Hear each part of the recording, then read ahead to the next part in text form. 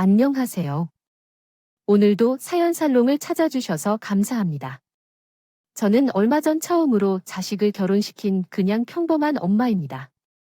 저에겐 유독 아픈 손가락에 자식이 있어요.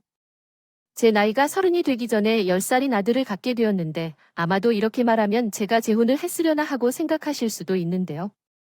저희 아들은 저희 남편의 조카였어요. 저는 그냥 평범한 집에서 태어나 큰 어려움 없이 자랐어요. 어릴 때는 평범한 것은 시시하다고 생각했었는데 부모가 되고 인생을 살아보니 그 평범한 일상들이 얼마나 감사한 일인지 알게 되었네요.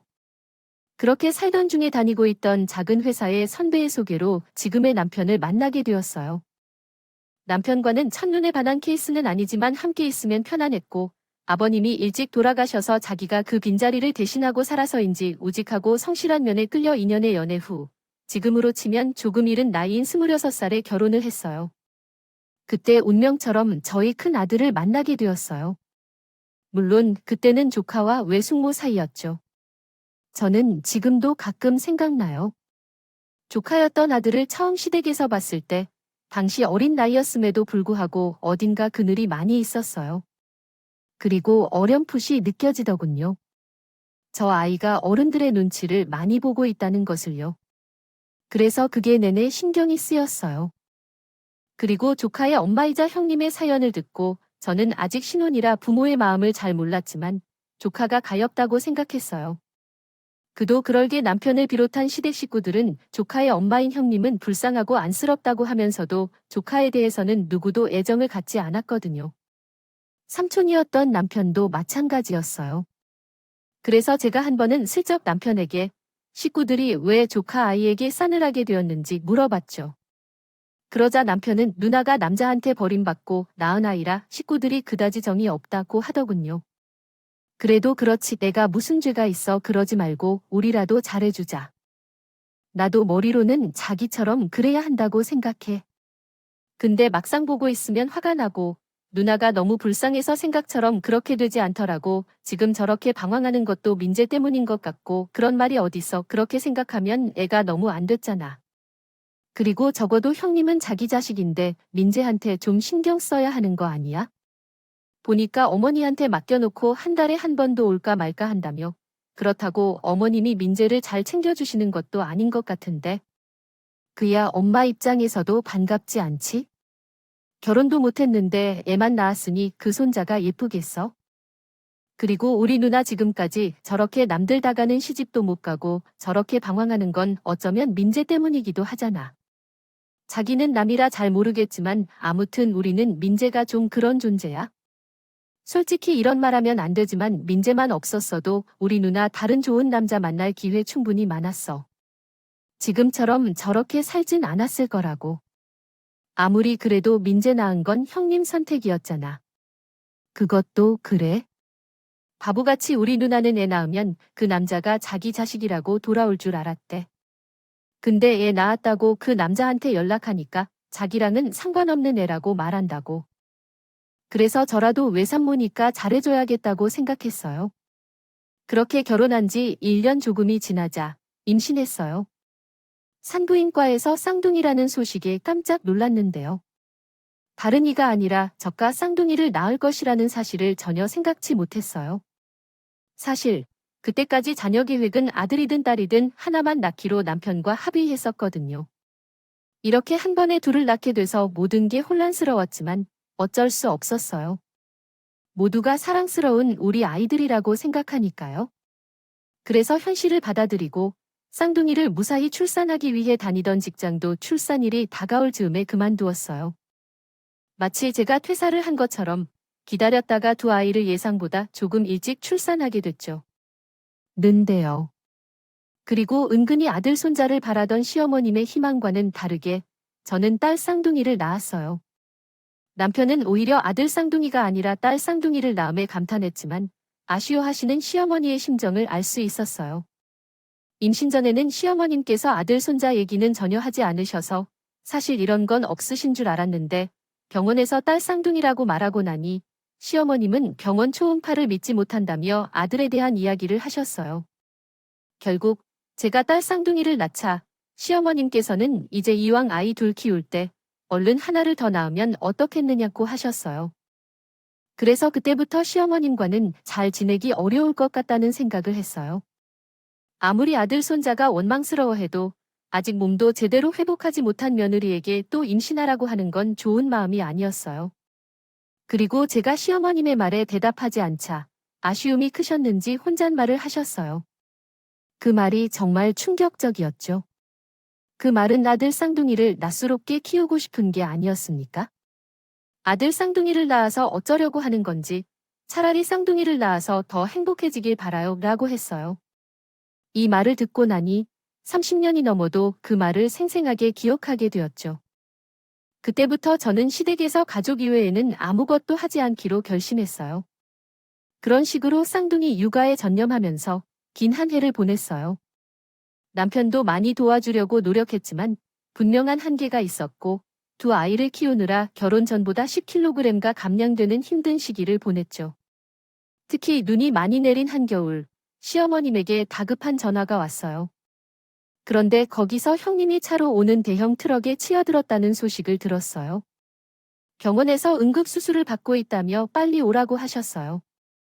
시어머님의 목소리가 얼마나 떨리는지 저도 너무 놀라 남편에게 전화를 했고 그렇게 두 아이를 업고 안고 병원으로 향했는데요.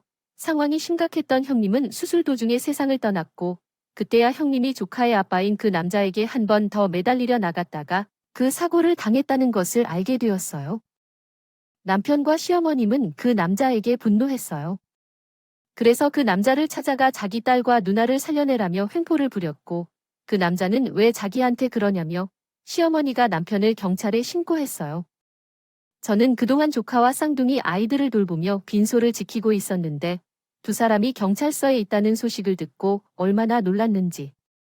지금도 그때를 떠올리면 저도 제정신이 아니었던 것 같네요.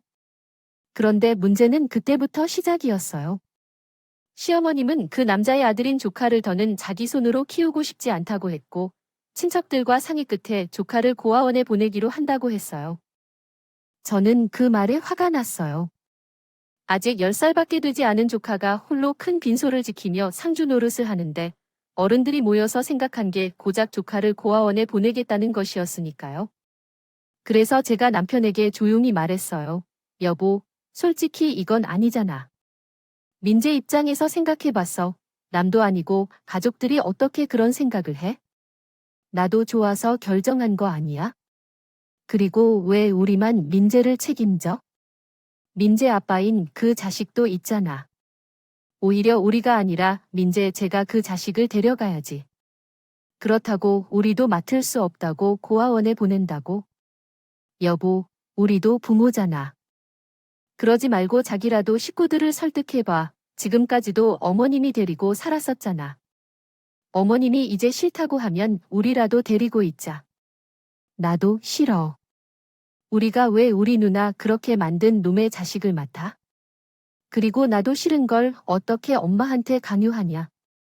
우리는 그냥 가만히 있으면 돼. 남편은 참 매정했어요. 그래도 조카인데 미안한 마음은 어디에도 찾을 수가 없더군요. 그래서 그날 이후 저와 남편은 걸핏하면 말다툼을 벌였어요. 제가 남편에게 단단히 실망한 것도 있고 남편은 왜 자기를 나쁜 사람으로 만드냐며 저희는 형님의 장례가 끝나고도 많이 싸웠죠. 그렇게 저희 부부가 싸우는 동안 시어머니는 적극적으로 조카 아이를 멀리 떨어진 고아원을 찾아다녔어요. 가까운 곳에도 찾으려면 많을 텐데 이미 많이 커버린 조카가 찾아올 것이 신경 쓰여 최대한 먼 곳을 찾느라 시간이 걸리는 듯 보였어요. 그래서 그 사이에 저는 왔다 갔다 하며 조카 아이의 등하교와 끼니를 챙겼는데 그때도 아이는 자기의 처지를 안다는 듯 아무 말도 하지 않았어요. 그 모습이 어찌나 제 마음을 울리는지. 저는 저라도 조카를 위해 무언가 해야 한다는 생각을 계속했어요. 하지만 이미 마음이 확고한 남편과 시어머니를 설득하는 일은 계란으로 바위치기와 다를 바 없었어요. 그런 노력을 한다는 것이 녀석이 알았는지 한 번은 저녁을 챙겨주러 시댁에 간 저에게 이런 말을 했어요. 외숙모, 그동안 감사했습니다. 오, 민재야, 갑자기 왜 그런 말을 해? 그런 말은 헤어질 때 하는 말이야. 저도 알아요. 그래서 외숙모한테는 꼭 해야 한다고 생각했어요. 저 다 알아요. 어쩌면 제가 고아원에 가는 게 모두를 편안하게 해줄 거라는 것도 알고요. 그래서 저 꼭 고아원에 가고 싶어요. 민재야, 무슨 그런 말이 있어? 그런 거 아니야. 식구들이 지금은 엄마가 그렇게 가셔서 화가 나서 그래. 시간이 지나면 모두가 후회할 거야. 저는 괜찮아요. 저는 원래부터 태어나면 안 되는 애였으니까요. 할머니가 늘 말씀하셨어요. 저만 생기지 않았다면 우리 엄마는 훨씬 더 행복하게 살았을 거라고요.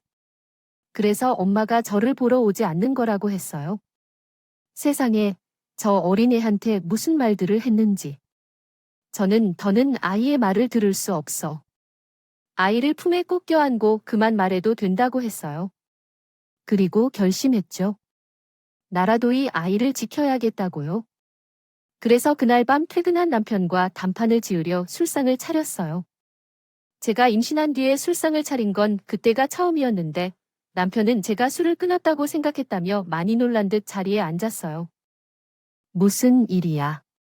사람 무섭게 오늘은 민재가 저녁 챙겨주고 왔는데 민재가 그러더라. 자기가 고아원에 가야 모두가 편안해질 거라고. 그래서 자기는 꼭 고아원에 가고 싶대. 또 민재야, 우리 이제 그 얘기 그만하면 안 돼. 막말로. 당신이 지금 쌍둥이 키우느라 힘든데 민재까지 책임질 수 있어. 감정적으로 결정할 일이 아니야? 내 월급으로 우리 식구를 사는 것도 빠듯한데 민재까지. 난 못해. 난 싫어. 자기는 나보다 민재가 더 중요해. 지금 그걸 말이라고 해. 비교할 걸 비교해야지. 말 나온 김에 우리 확실하게 결정하자. 나는 민재를 키우고 싶어. 자기에게 생활비가 부족하다고 안 할게. 우리 애들이 좀 자라면 어린이집에 보내고 그럼 나도 슬슬 다시 일하면 돼. 자기야, 난 싫어. 왜 자기가 민지 때문에 그렇게 해야 해? 우리 애들은 또 어떤 죄야? 난 그냥 1년 더 자기가 우리 애들 집에서 봤으면 좋겠어. 그게 정서적으로 더 좋지? 우리 애들을 잘 키우자고. 민재를 모른 척해. 요즘 맞벌이 하는 집들은 다 돌진하면 아이들은 어린이집에 보내. 그리고 내가 꼭 그러겠다는 게 아니고 생활비 부족하면 그렇게라도 하겠다고. 내가 아껴서 새 아이를 키울 테니까 자기는 결정만 해. 정말 사람이 불편하게. 왜 그러냐? 자기라도 좀 나를 편하게 해주면 안 돼. 난 이미 충분해. 민재를 보는 게 편할 것 같아. 나도 알아. 내가 민지한테 잘못하는 거, 그래서 더 피하고 싶어. 이런 말을 내 입으로 해야 내 마음을 알아? 그래. 자기 마음 모르는 게 아니야? 근데 이미 자기도 아는 거잖아. 그렇게 하는 게 미안하다는 걸, 여보, 내가 부탁할게. 우리가 민재를 키우자. 은경아, 정신 차려. 엄마도 아마 그건 안 된다고 하실 거야. 그러니까 이제 이 얘기는 그만하자. 좋아. 그럼 나 자기랑 이혼할래? 뭐, 자기, 미쳤어. 왜 우리가 이혼을 해? 솔직히 정말 실망했거든. 그렇게 이기적인 사람이라면 나중에는 다른 일로 나와 똑같이 싸우겠지. 그럴 바에는 그냥 지금 가라. 난 힘도 없고 약한 아이를 지키지 않은 남자랑은 더는 부부로 살고 싶지 않아. 남편은 제 말에 입을 다물지 못했어요. 충격이 꽤 큰 것 같긴 했어요. 저도 그냥 던진 말은 아니긴 했는데 그래도 제가 같이 살 남자가 그런 호진 인간은 아니길 바라는 마음이 커서 그런 말을 했거든요. 그리고 제의 강수는 어쩌면 제대로 먹힌 듯 했어요. 한 일주일 동안은 냉전을 벌였지만 시어머님이 끝내 남해에 있는 시설을 찾았다며 이야기를 꺼내자 남편이 먼저 이렇게 말했어요. 엄마, 남은 정말 멀다. 우리 정말 민재한테 그래도 돼? 이해가 뭘 잘못 먹었나? 너 갑자기 왜 그래? 그동안 발품 팔아가며 일부러 거기까지 내려가서 찾은 건데 무슨 헛소리야? 나는 그냥 민재 지금처럼 지내게 했으면 좋겠는데 그건 안 되는 거야. 얘야, 너를 지금 내 딸 잡아먹은 놈새끼를 키우라는 거야. 이해가 정말 왜 이래? 그럼 우리가 데려가서 키울게. 애들 엄마도 그러고 싶다고 하고. 뭐, 네가 미쳤구나. 너는 그런 얼빠진 생각하지 말고 네 자식을 하나 더 낳아대 끊기게 둘 거야? 그렇게 아들 타령하시는데 그냥 민재 우리 아들로 입양할게. 그때였어요. 어머님이 입양한다는 말에 눈이 튀어나올 듯 하더니 끝내 매서운 손바닥으로 다 큰아들 등짝을 후려치셨어요. 그래서 제가 말리며 제가 그러고 싶다고 소리쳤어요. 그러자 차마 저에게는 남편처럼 굴 수 없던 시어머님은 그 자리에서 앓는 소리를 하며 누우셨고 저는 무릎까지 꿇으며 제가 키우고 싶다고 고아원에 보내지 말라고 사정했어요. 그렇게 반강제로 저희 부부는 민재를 저희 집에 데려왔어요. 그 후 시어머님은 저희 집에 발길을 뚝 끊으셨고 저희가 시댁에 간다고 해도 오지 말라며 마음의 문을 단단히 닫으셨는데 죄송한 마음이지만 저에게는 그런 시어머님보다 민재가 우선이었어요. 민재는 태어나 단 한 번도 기라고는 펴고 살지 못한 아이처럼 저희 집에 와서도 혼자만 헛돌았고 저는 그런 아이가 마음의 문을 열 수 있도록 노력을 많이 했는데요. 사실 데려오기만 하면 다 저절로 될 줄 알았는데 그건 그대로 어려운 부분이 많았어요. 남편이 제 성화로 민재를 데려왔기 때문에 여전히 민재를 보는 걸 껄끄러워했고 민재는 그런 남편의 눈치를 보며 저녁 시간에는 방에서 나오지 않으려 했어요. 민재야, 여기서 뭐 해? 나와서 동생들이랑 과일 먹자.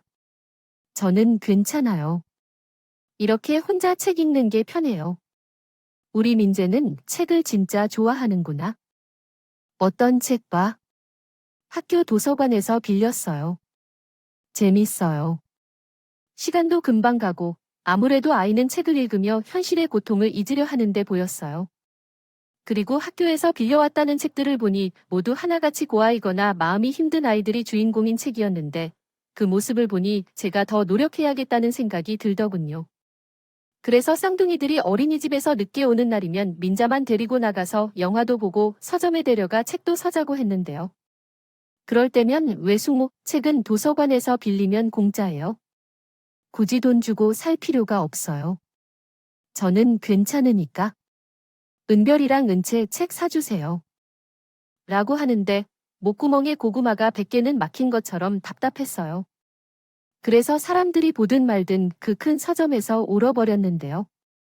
아마도 제 그 모습에 민재가 많이 날란 듯 보였어요. 숙모, 왜 그러세요? 제가 뭐 잘못했어요? 너 진짜 숙모한테 너무 나쁜 아이야. 숙모는 너한테 너무 잘해주고 싶은데 내가 자꾸 숙모 마음을 몰라주니까 숙모가 어떻게 해야 할지 모르겠잖아. 민재야. 그런 생각은 이제 하지 말아야 해. 숙모는 민재도 은별이나 은재처럼 소중하게 대해주고 싶어 해. 정말 그것을 이해 못하는구나. 숙모는 미안해. 근데 난 정말 내가 여전히 그런지 모르겠어. 한 번도 이렇게 챙겨주는 사람이 없었거든. 미안해. 숙모가 미안해하고 있지만 이제는 그만 괜찮아. 화가 나면 화내도 상관없고 뭔가 갖고 싶다고 해도 돼. 숙모는 널 불쌍해서 데려온 게 아니라 내게 보여주고 싶은 게 많아서 그렇게 행동한 거야. 그날 나는 처음으로 민재의 손을 잡고 집에 왔어. 그 이후로는 조금은 어색했지만 민재와 나는 진짜로 가족이 되기 위해 노력했고 다행히 민재의 어려운 남편도 조금씩 마음을 열기 시작했어. 오늘 민재가 상장을 받아왔어. 그래서 자기가 나를 데리고 나갔다가 뭔가 사라주고 왔어. 나도 많은 일을 했으니까 자기도 한 번 정도 해봐. 왜 아직도 민재와 함께 있는 게 불편한지? 하지만 애가 조금씩 밝아지니까 지금은 예전처럼 그렇지는 않아. 자기에게 고마워하는 걸로 충분해. 아무튼 우리 남편도 좀 철을 드는 것 같아. 그러니까 이번 기회에 나가서 많이 친해지고 와야 해. 그래야 민재도 우리에게 완전히 마음을 열거든. 솔직히 말해서 민재가 왔으니까 내가 할 일도 많이 줄었어. 은별이와 은채가 이제는 아빠랑 오빠만 찾는 거 알아. 사실 내가 시키지 않아도 조금이나마 도와주고 싶어 하는 민재가 가장 많이 한 것은 나 대신 아이들을 돌봐주는 일이었어. 내가 그 사이에 집에서 재택으로 일을 하고 있었는데 아이들의 학원 버스가 올 때 자기가 데려오겠다고 해서 나 대신 아이들을 데려오기도 하고 간식을 챙겨주는 것은 물론 몸으로 노는 것까지 해서 쌍둥이 아이들이 언제부턴가 오빠만 찾는 걸 알겠지? 그래서 나는 점점 민재를 완전한 가족으로 받아들이기를 원했고, 민재가 11살이 되는 해에 남편과 협의해 민재를 우리 호적에 올리고 남편과 같은 성을 갖게 되었어. 그때 민재가 처음으로 또래 아이들처럼 크게 웃었어. 그 미소에 나도 남편도 하루라도 빨리 그런 결심을 했으면 한다는 미안한 마음이 들었지만, 우리 부부와는 다르게 시어머님은 뒤늦게 그 사실을 알게 되고 나에게 노발대발하셨어. 그런데 엄마, 우리는 이미 민재를 우리 자식으로 챙기기로 했어. 엄마한테는 강요하진 않을 테니까. 대신 이젠 민재를 혼인으로 여기지 말아줘. 그러니까 내 아들이라고 생각해. 그럼 나 혼인 생활비도 끊고 다시는 안 보겠다던가 뭐 그런 소리야? 아니야. 너 지금 자식이랑 부모한테 하는 소리야. 너 나 협박해? 엄마, 사실 나도 민재에게 미안하거든. 그래서 더 멀리 떨어뜨리려고 한 건 아니었어. 그런데 나 지금은 너무 편해. 우리가 더 챙겨줘야 했던 게 맞아. 누나는 바보처럼 그 남자에게 목을 메었지만 우리는 그런 누나를 막아주고 민재를 보호해야 했어.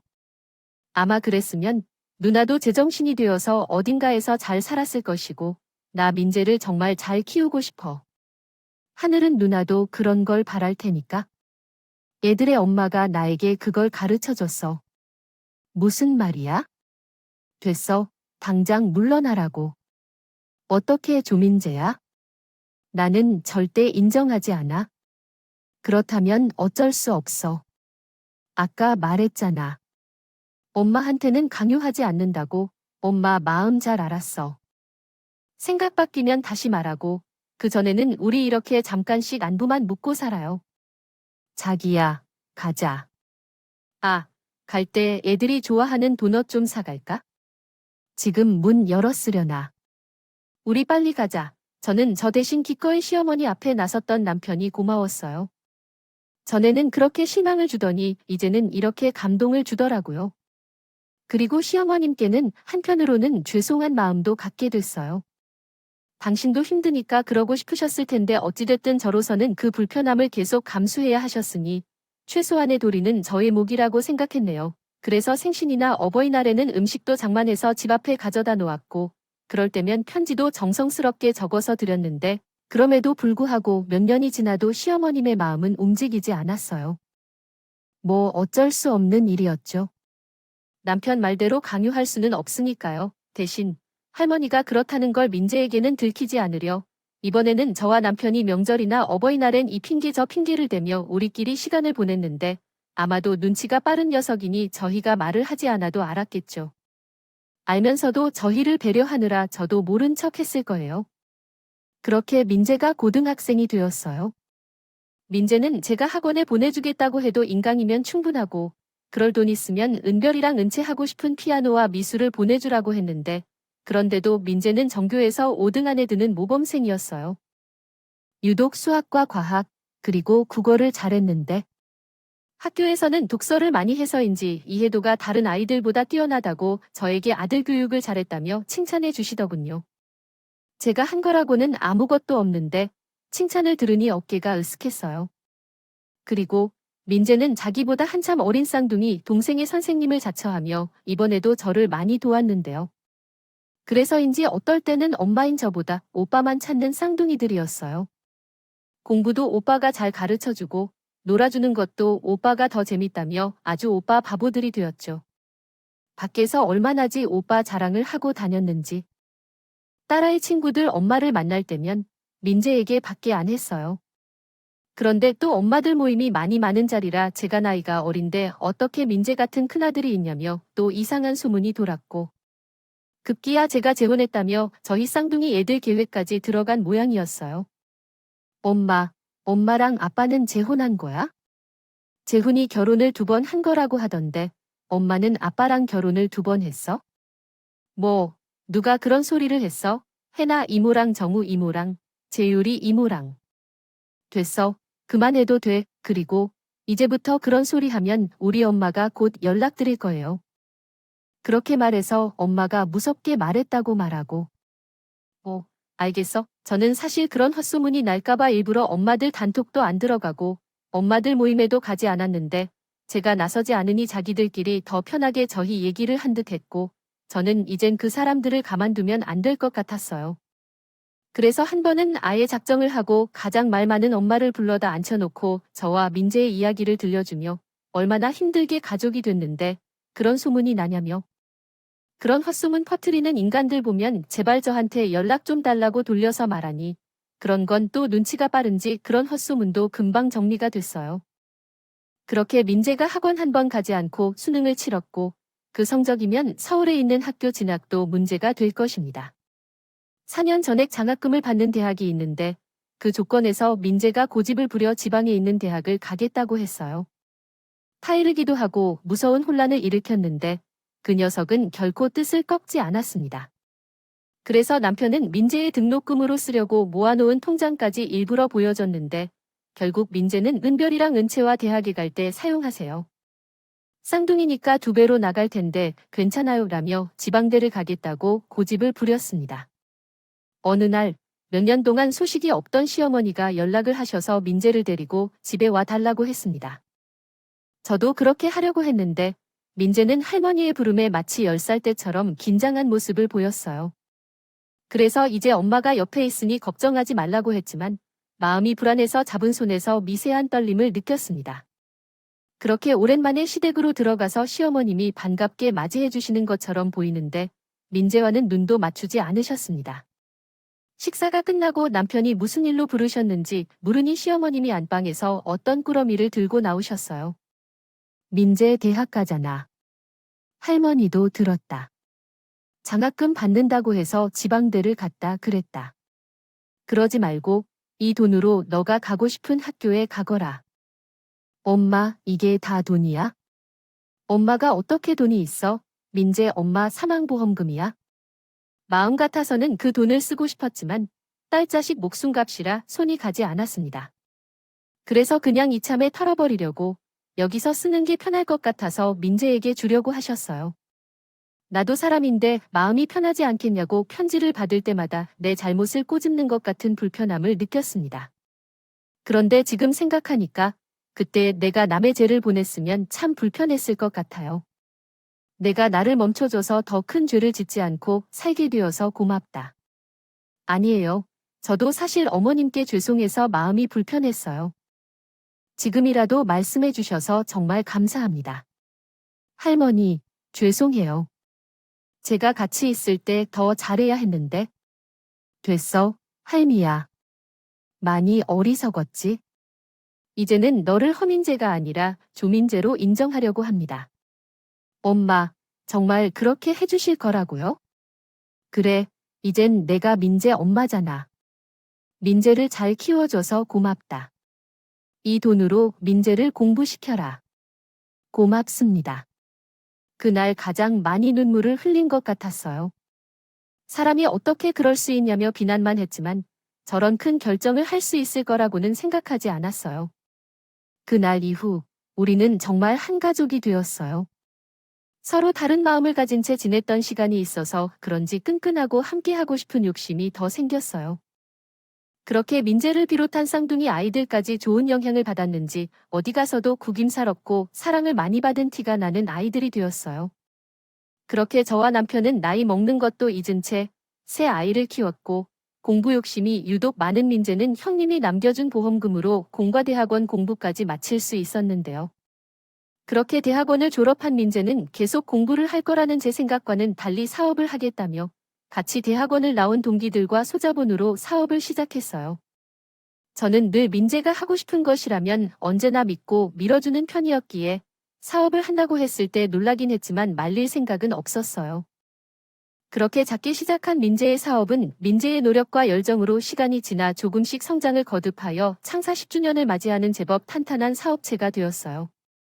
이젠 CEO라는 타이틀이 제법 어울리는 민재는 집을 떠나 혼자 생활하며 참 바쁘고 열심히 살았는데 그 노력이 결실을 맺어가듯 여기저기서 인터뷰도 하고 칼럼도 써가면서 나름 유명해지기 시작했어요.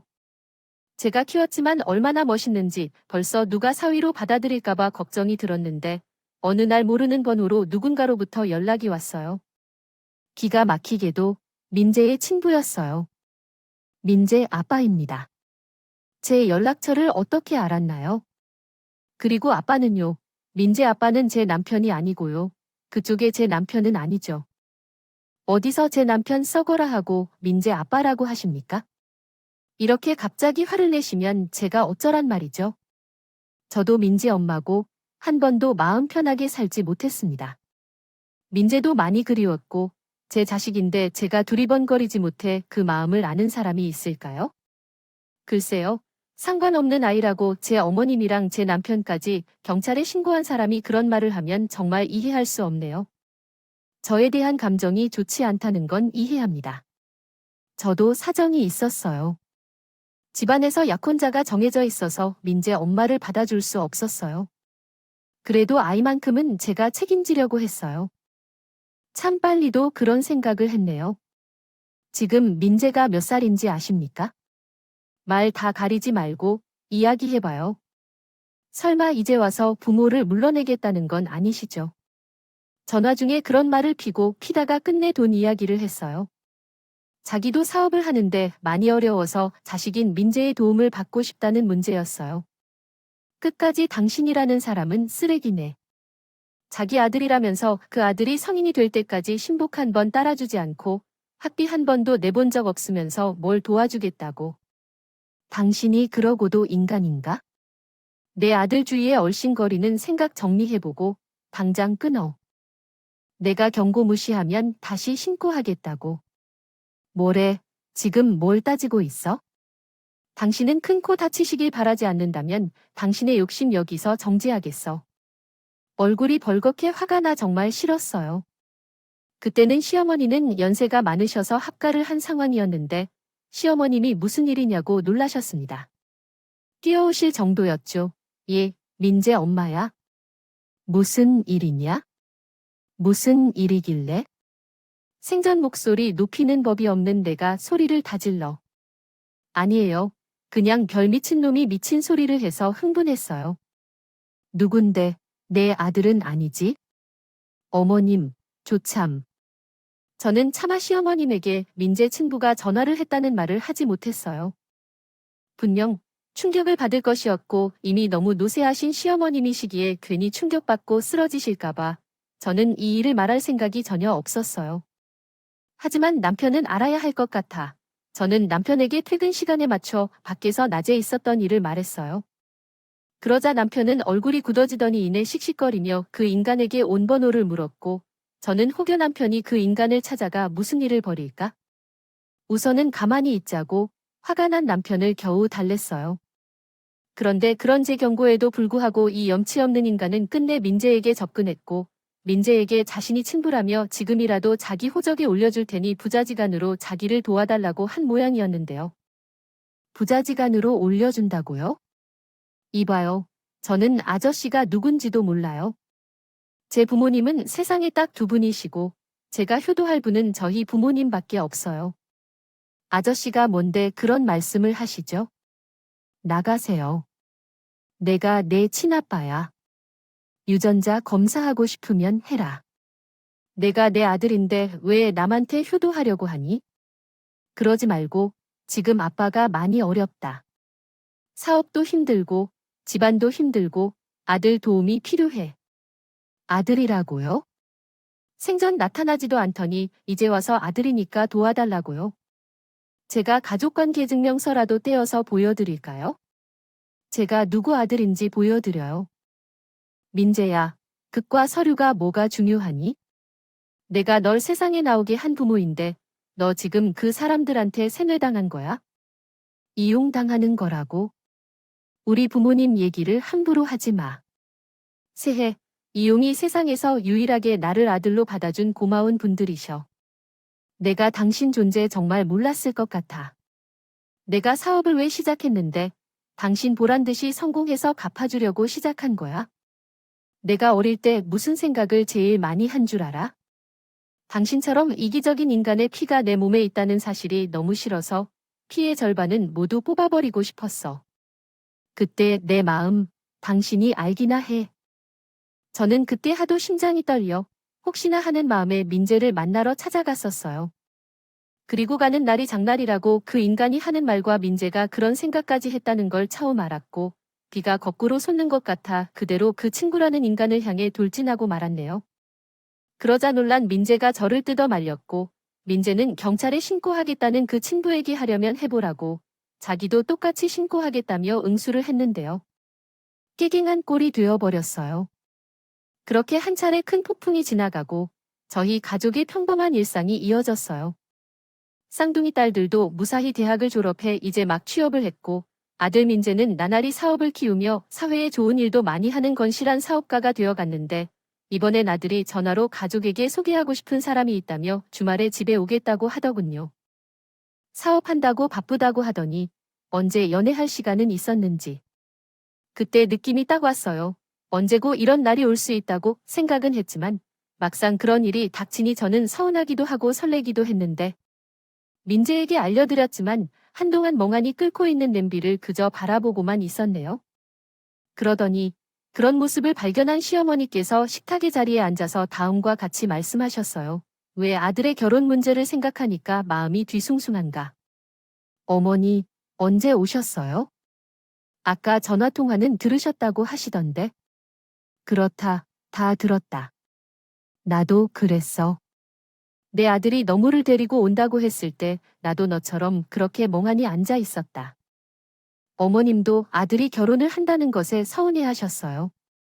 그럼 아들을 빼앗기는 기분과 어떤 여자를 데리고 올지에 대한 기대와 걱정이 교차되어 이제 제 마음이 딱 그래요. 근데 나는 너를 처음 봤을 때 참으로 다행스럽다고 생각했어. 아마 민재라면 그런 여자를 데려올 걸세. 내 아들이 너를 데려온 것처럼. 원래 아들들은 엄마와 비슷한 여자를 데려오는 법이거든. 어머님은 가만히 듣자면 은근히 자랑하신 거였어요. 그렇다면 저도 한번 믿어볼까요? 시어머님이 하시는 말에 웃으며 마음을 다잡았어요. 아들이 언제인지는 모르겠으나 제품의 드시는 없으니까요.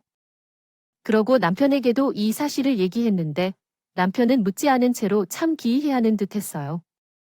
남편의 반응을 보며 아까 내가 그랬구나 하고 웃음이 터져 나왔어요. 그 주말 민재는 예쁘고 똑똑해 보이는 아가씨를 집으로 데리고 왔고 우리 부부와 시어머니께 인사를 드리며 다음과 같이 말했어요. 우리 할머니, 우리 엄마, 아빠셔. 쌍둥이 동생들도 있는데 주말에 다들 데이트 갔나? 아빠가 늦게 오라고 했다. 신호가 둘이나 있으면 넌 인마 없는 거야? 아닌데 나 이 친구에게 내 동생이 진짜 예쁘고 착하다고 참 자랑 많이 했어. 아이고, 우리 장손이 공부는 참 잘 됐는데 이쪽으로는 큰일 났네. 반가워요. 얼굴이 꼭 탤런트 같네. 할머니께 감사하며 인사하면서 많은 말은 하지 않았지만 아들이 데리고 온 아가씨가 정말 예쁘고 좋았어요. 생긴 것뿐만 아니라 말투와 행동, 그리고 모든 것이 바르고 곱았어요. 사실 말은 하고 싶었지만 뭔가 자꾸 목이 메어서 말하지 못했어요. 그렇게 자꾸만 눈치만 보던 민재가 훌륭하게 자라서 이제 장가를 간다는 사실에 초은에 울컥하고 남편은 내 상태를 알듯이 손을 꼭 잡아주시며 그때 알았어요. 우리 남편이 며느리 바라기가 될 거라는 거요. 그리고 주방에서 음식상을 차렸을 때 민재가 다가와서 처음으로 쟤를 안아주었어요. 아들의 품이 얼마나 넓은지 새삼 놀랐던 순간이었죠.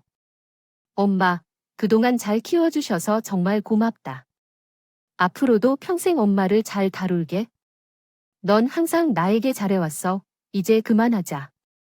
이제부터는 너의 여자친구를 잘 다뤄야지. 사랑받는 남편이 될 수 있어? 그럼 내가 누구야? 엄마 아들이잖아. 느끼한 눈물을 참았다가 아들 품에서 흘리며 그 말에 고마웠어요.